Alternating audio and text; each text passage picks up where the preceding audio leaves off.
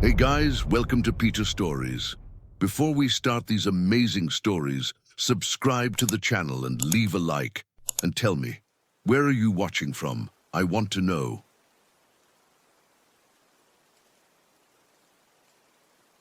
William Parker's coffee was still steaming when his phone rang at 6:47 a.m.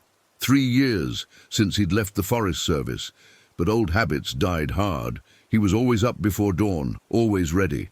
The caller ID showed Sheriff Martinez from Port Angeles. Will, sorry to call so early. We've got a missing person in Olympic. Sarah Chen, 28, solo hiker. Been gone 3 days. Her car's still at the Sol Duke trailhead.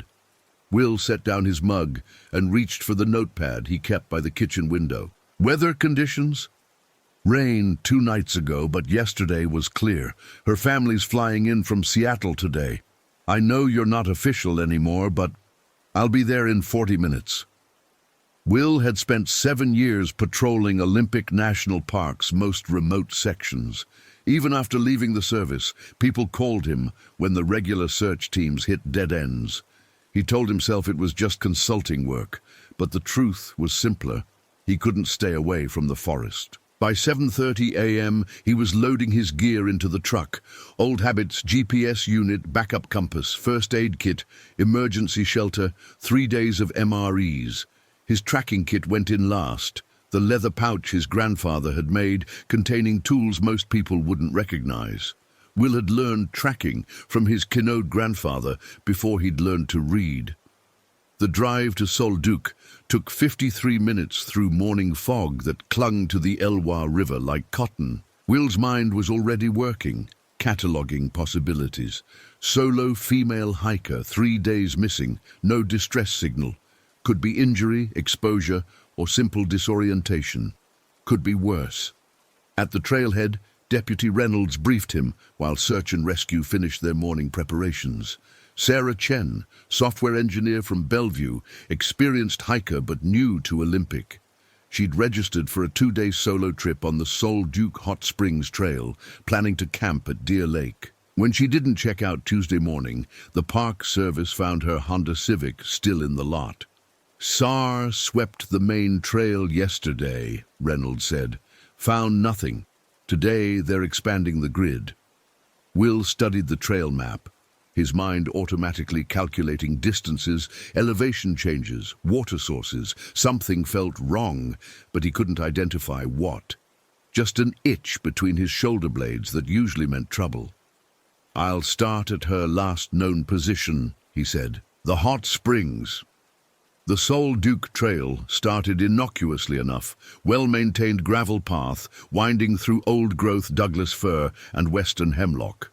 Will moved at his normal pace, eyes scanning automatically for sign. After 2 miles, he reached the first anomaly. Animal tracks crossed the trail in unusual patterns. Deer had been running, not the casual bound of animals moving between feeding areas, but the flat-out sprint of prey fleeing a predator. The tracks were fresh, maybe 6 hours old, but there were no predator tracks following them. Will knelt and studied the prints more carefully. This was his first gift, the ability to read tracks like others read books. These deer had been spooked by something that left no trail, something that didn't belong. He continued hiking, but now his senses were fully engaged. The forest felt wrong. Birds weren't calling in their normal patterns, and small animals had gone completely silent in a corridor extending 50 yards on either side of the trail. In 7 years of patrolling, Will had learned to trust these signals. The forest always knew first. At the hot springs, he found Sarah Chen's first campsite. She'd been careful. Proper food storage, minimal impact fire ring, tent positioned with good drainage. But there were details that made his skin crawl. Her tent had been moved. The impressions in the soil showed it had originally been pitched 15 feet closer to the water, then relocated to its current position. The fire ring showed 2 distinct burning periods, one with normal wood ash, another with something that had burned much hotter and left different residue. Will circled the campsite in expanding spirals, looking for Sarah's trail. He found it heading north toward Deer Lake. But after 100 yards, something impossible appeared in the soft earth beside the creek. A boot print, size 11, deep-lugged sole, probably a hiking boot, fresh enough to have been made after the rain 2 nights ago. But the print was perfect, too perfect. No scuff marks, no partial impressions, no natural variation in pressure. It looked like someone had carefully pressed a boot into the mud and lifted it straight up. This was when Will's second gift activated, his ability to read the intentions behind physical evidence. This print had been left deliberately. Someone wanted it to be found. He photographed the print and called Sheriff Martinez. "I'm at the hot springs. Found sign of a second person. This isn't a simple lost hiker case." "What kind of sign?" "Boot print, adult male, left intentionally. Someone's been watching her." Martinez was quiet for a moment. "Are you saying abduction?" "I'm saying someone with her knew enough to avoid leaving normal tracks, but wanted to leave this one. That level of skill, combined with that kind of psychology." Will paused, studying the tree line. "That's not random." After hanging up, Will began following Sarah's trail toward Deer Lake. She'd been hiking at a normal pace, stopping occasionally to photograph wildflowers or rest. But someone had been paralleling her route, staying in the timber where the forest floor left no clear impressions. This shadow companion had made only one mistake: a partial print on a fallen log where they'd stepped out briefly to observe Sarah's progress. The impression was minimal, but it told Will everything he needed to know. Lightweight hiking boots, probably expensive. Narrow foot, suggesting someone tall and lean. The wear pattern indicated someone comfortable moving through wilderness terrain. An hour later, Will reached Deer Lake and found Sarah's second campsite. Here, the psychological game escalated. Sarah's tent was still standing, but it had been entered and carefully rearranged. Her sleeping bag had been unzipped and re-zipped. Her backpack had been unpacked and repacked, with everything in slightly different positions. A journal lay open beside her sleeping bag, open to a page that had been blank when she'd made camp, but now contained a single line of text in handwriting that wasn't hers. "The test begins when you realize you're being tested." Will's third gift triggered, the ability to sense human presence even when no one was visible. Someone was watching him right now. The feeling was so strong it made his teeth ache. But when he scanned the surrounding forest, he saw nothing. He photographed the journal page and began a systematic search of the area. 50 yards from Sarah's tent, he found something that made his blood run cold. A second camp, professionally concealed but clearly visible to someone who knew how to look. The hidden camp was a masterclass in wilderness survival, a tarp shelter rigged between trees, virtually invisible from any angle except the one Will was approaching from. A cold fire pit with no smoke signature. Food cache, suspended in a way that avoided both animals and casual observation. But it was the contents of the camp that revealed the true nature of his opponent.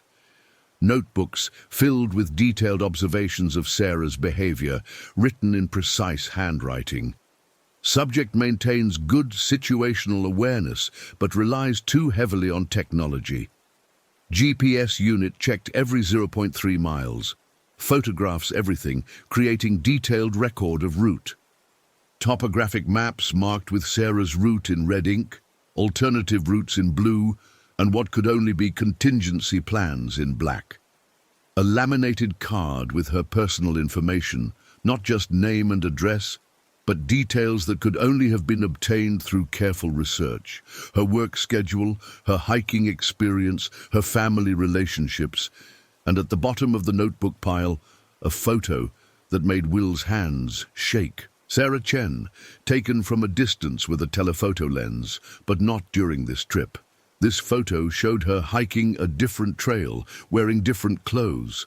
Someone had been watching her for months. Will used his satellite communicator to call Martinez again. "I need a full tactical team up here. This is a stalking case, possibly abduction. The suspect has been surveilling the victim for months and has professional-level wilderness skills. How professional! Will looked around the concealed camp, noting details that would be invisible to most investigators. Military or law enforcement background, extensive knowledge of psychology and human behavior. This isn't opportunistic crime, it's a planned operation. As he waited for backup, Will continued his investigation. The hidden camp revealed more disturbing details. The suspect had multiple escape routes planned, cached supplies positioned along each route, and what appeared to be contingency plans for various law enforcement responses. But there was something else. Something that activated Will's fourth gift, his investigative intuition. The pattern of evidence didn't fit a typical abduction scenario. There was too much planning, too much psychological sophistication, and too many intentional clues. This felt like a game. Will found Sarah's trail leaving the lake, but now she wasn't alone. Two sets of tracks, moving together but not casually. Sarah's tracks showed increased stride length and deeper impressions. She was walking faster, under stress, but she was walking, not being dragged. The trail led north into old-growth forest, where massive cedars created a cathedral-like atmosphere. Light filtered down in shafts that illuminated patches of forest floor while leaving vast areas in shadow. Perfect terrain for psychological manipulation.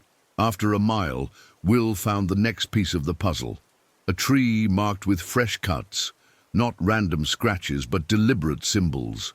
Carved into the bark at eye level was a simple message, "For Will Parker." His fifth gift activated then, natural orientation combined with spatial memory. He suddenly knew exactly where he was, not just geographically, but in relation to events from his past. This tree was less than a quarter-mile from a campsite where he'd found another missing hiker 6 years ago. That case had ended tragically. The hiker's body discovered after 5 days, apparently the victim of exposure and poor decision-making. But now Will remembered details from that investigation that hadn't seemed significant at the time. Evidence that suggested the hiker had been watched, manipulated, driven to make increasingly poor choices until exposure became inevitable. Evidence that the investigation team had dismissed as coincidence. The message carved in the tree wasn't random. Someone had been studying him, learning about his cases, his methods, his psychological profile. This wasn't just about Sarah Chen. It was about him.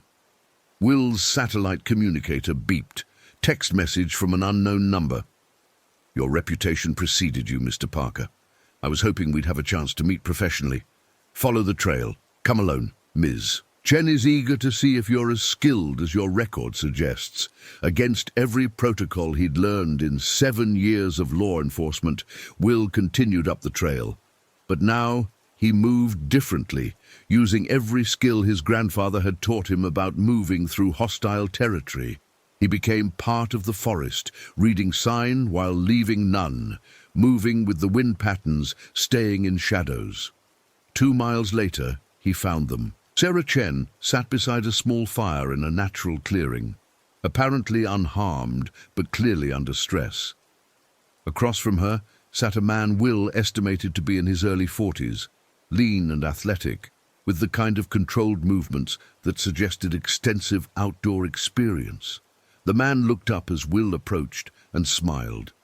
"Mr. Parker, right on schedule. Please join us. Ms. Chen and I were just discussing the psychology of survival." Will kept his hands visible but ready as he approached the fire. "Are you injured, Ms. Chen?" "I'm fine," she said, but her voice carried an edge of barely controlled fear. "Dr. Morrison has been educational." "Dr. Morrison?" Will settled into a position where he could watch both of them. Dr. David Morrison, formerly of the Washington State Criminal Psychology Unit, now pursuing independent research into human behavior under extreme stress. The man's voice was cultured, educated, with the kind of professional confidence Will recognized from expert witnesses in court cases. "Research?" Will kept his tone neutral, but his mind was cataloguing details. Morrison's gear was high-end, but well-used. His movements showed combat training. Most importantly, he seemed genuinely pleased to see Will, like a chess player finally facing a worthy opponent. The artificial constraints of civilization prevent us from observing authentic human nature, Morrison continued. Remove those constraints, introduce genuine survival pressure, and people reveal their true selves. Ms. Chen, for example, has demonstrated remarkable adaptability. In 3 days, she's learned to override years of social conditioning. By threatening her, Will said, by presenting her with choices. Each decision revealed something about her character. When forced to choose between preserving her food supply and sharing it with a stranger who claimed to be lost, she chose compassion over self-preservation. When I suggested she was being followed but could escape by abandoning her planned route, she chose to investigate rather than flee. Sarah spoke up then, her voice steady despite her obvious fear. He's been testing me.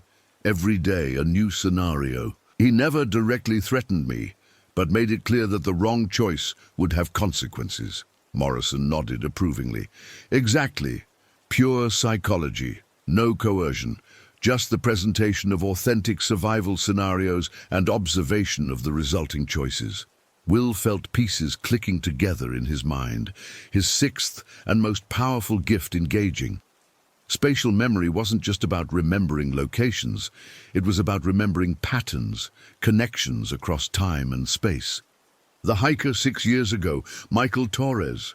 You were there. Morrison's smile widened. Very good. Michael was my first long-term study, less sophisticated methodology, admittedly, but valuable data. His psychological profile suggested he would make increasingly poor decisions under sustained pressure. The data confirmed the hypothesis. You killed him. I observed him. Michael killed himself through a series of choices that revealed his true nature, selfish, impulsive, unable to adapt when his comfortable assumptions about survival were challenged. Will felt rage building but kept it controlled. And now you're testing me. You're the real subject, Mr. Parker. Ms. Chen was simply the mechanism to bring you into the experiment. Your psychological profile is fascinating. Indigenous tracking skills, combined with modern law enforcement training, strong protective instincts balanced by analytical thinking. I've been curious about how you'd perform under pressure. Morrison reached into his pack and withdrew a thick file folder. 7 years of case reports, news articles, interviews with colleagues. Did you know that your success rate for finding missing persons is 43% above the national average? Your methods are unconventional, but remarkably effective. He opened the folder and began reading. William Parker, age 34, Quinault tribal heritage, enlisted Marines, age 18, served 4 years, including 2 deployments. Joined Olympic National Park Service, age 22, promoted to senior ranger after 3 years. Resignation submitted unexpectedly 3 years ago, following the death of... Stop, Will said quietly. Following the death of Rebecca Martinez, age 7, who became separated from her family during a camping trip. Despite an extensive search led by Ranger Parker, the child's body was recovered 5 days later. The subsequent investigation found no fault with Ranger Parker's conduct, but he submitted his resignation 2 weeks after the funeral. Will's hands were steady, but something cold was building in his chest. What's your point? My point is that you blame yourself for failures that were beyond your control, while taking little credit for successes that required exceptional skill.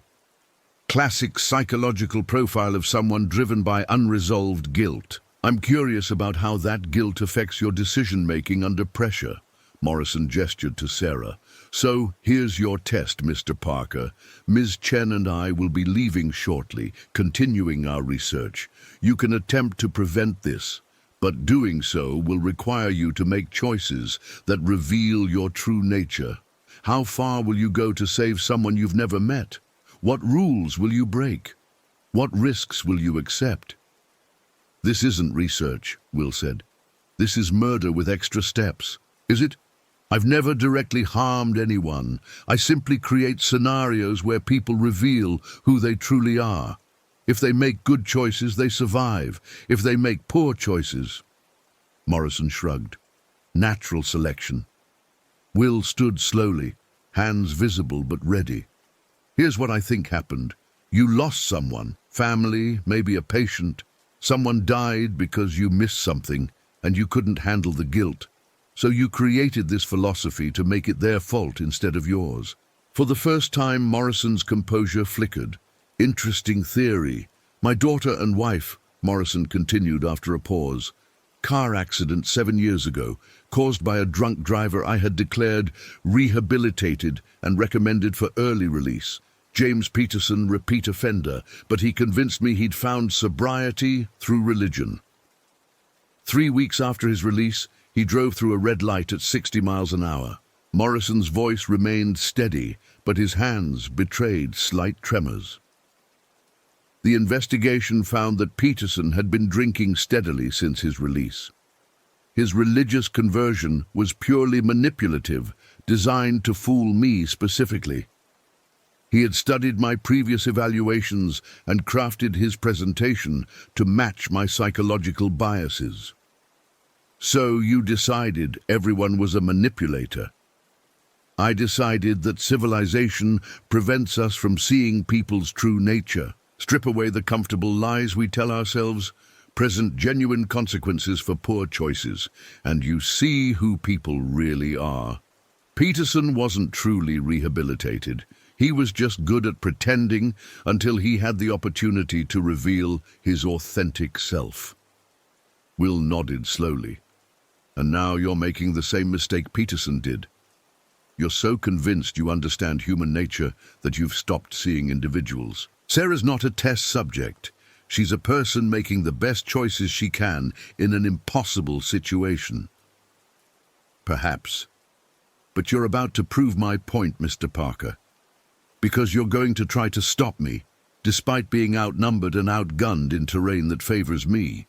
You'll do this because your psychological profile demands it, not because you've made a rational calculation of success probability. Morrison reached into his jacket and withdrew a pistol, keeping it pointed at the ground, but clearly visible. So, let's see who you really are. Will's mind raced through possibilities. Morrison was right about the tactical situation. He was armed, knew the terrain, and had planned for this confrontation, but he was also making the same mistake that had doomed every overconfident predator Will had encountered in 7 years of law enforcement. He was so focused on his psychological theories that he'd stopped paying attention to physical reality. "You know what your problem is, Doctor?" Will said, taking a half step to his left, moving closer to a massive cedar that would provide cover. "You're so impressed with your own intelligence that you forgot I've been hunting people in this forest for 7 years. Hunting? Finding missing hikers, tracking down poachers, locating criminals who thought the wilderness would hide them. You studied my case files, but you missed the important part. I don't just find people because I'm good at tracking. I find them because I understand how the forest works." Will took another step, now close enough to the cedar that one quick movement would put him behind cover. "Like right now, you chose this clearing because it gives you good sightlines and multiple escape routes, but you forgot about the wind patterns." Morrison frowned. "Wind patterns? For the last hour, the wind has been shifting from southeast to northwest. That's important because of the fire you built. The smoke isn't rising straight up anymore. It's blowing directly toward the Elwha River Ranger Station." Will smiled grimly. "Which means the smoke has been visible to the helicopter that's been searching for Sarah. They've been vectoring toward this location for the last 20 minutes. As if summoned by his words, the distant sound of rotor blades became audible through the forest canopy. Morrison's confidence wavered for the first time. "You're bluffing." "Am I? You studied my case files, but did you study my methods? I've been leaving sign for the search team since I found your first camp. broken branches at specific intervals, tracking markers my grandfather taught me, standard protocol when working alone in hostile territory. The helicopter sound was getting closer. "Here's what's going to happen," Will continued, moving towards Sarah while keeping Morrison in sight. "You're going to put down the weapon and surrender, or you're going to try to run. If you run, you'll find out that I know this forest better than you do. If you surrender, you get to explain your theories to a jury." Morrison stood frozen for a moment, clearly calculating odds. Then he smiled, the same confident expression he'd worn throughout the confrontation. "Impressive, Mr. Parker. But you've made one incorrect assumption, which is, you assumed I care whether I escape." Morrison raised the pistol, but instead of pointing it at Will or Sarah, he turned it toward himself. "The experiment is complete. Both subjects performed exactly as their psychological profiles predicted. Ms. Chen demonstrated adaptive intelligence and appropriate trust in authority figures. You demonstrated protective instincts overriding personal safety considerations, plus tactical thinking under pressure." "Doctor, don't. The data is valuable, regardless of whether I survive to analyze it. My notebooks contain detailed observations that will advance understanding of human behavior under authentic stress conditions." Will moved toward Morrison, hands extended peacefully. "Your wife and daughter wouldn't want this." Morrison hesitated, the pistol wavering slightly. "You want to know what people's true nature is," Will continued. "Sarah chose to trust you, even when she was afraid, because she believed you might be genuinely lost. I chose to come after her alone, not because of my psychological profile, but because leaving someone behind isn't an option. That's not conditioning or manipulation. That's who we choose to be." "You don't understand," Morrison said quietly. "I was supposed to protect them. My job was to identify dangerous people and keep them away from innocent victims. I failed, and they died because of my failure." "So did I," Will said. "Rebecca Martinez was 7 years old. I spent 5 days looking for her, using every skill I possessed, and I failed. She died because I wasn't good enough." Morrison lowered the pistol slightly. "Then you understand." "I understand guilt, but I also learned something you missed. People aren't test subjects. They're not psychological profiles or behavioral predictions. They're individuals making choices in impossible situations, doing the best they can with what they have." The helicopter was directly overhead now, searchlights beginning to probe through the forest canopy. Rebecca Martinez died because a 7-year-old got scared and ran in the wrong direction during a thunderstorm. Not because I failed, not because she failed, but because sometimes terrible things happen despite everyone doing their best. Your family died because a manipulative drunk driver made a series of selfish choices, not because you failed to see through his lies. Morrison stood silent for a long moment, pistol hanging at his side. "The world doesn't need more tests, Doctor. It needs more people choosing to do the right thing, even when it's difficult, even when they might fail."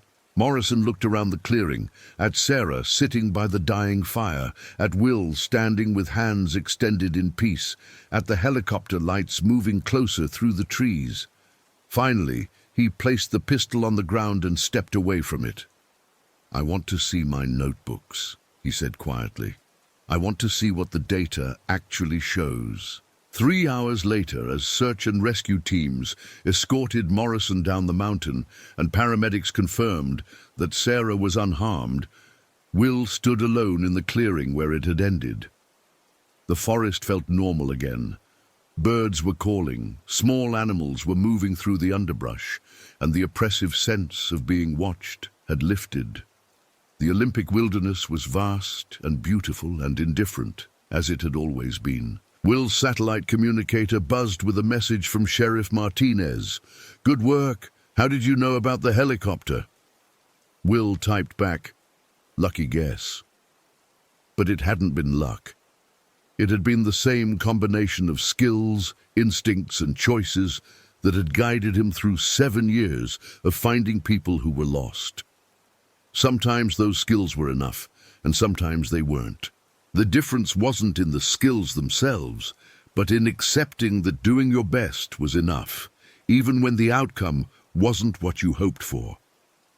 As he started down the trail toward the trailhead, Will thought about Dr. Morrison's notebooks. Whatever data they contained, the most important findings wouldn't be about human nature under stress. They would be about the choices people made when they had every reason to give up, but chose to keep trying anyway. That was the test that mattered. Not the one designed by a broken man trying to prove his theories, but the one presented by life itself, the daily choice to believe that people were worth saving, even when you couldn't save them all. The forest grew quiet around him as he walked, not the unnatural silence of predators and prey, but the peaceful quiet of a wilderness where balance had been restored. And for the first time in 3 years, that quiet felt like home.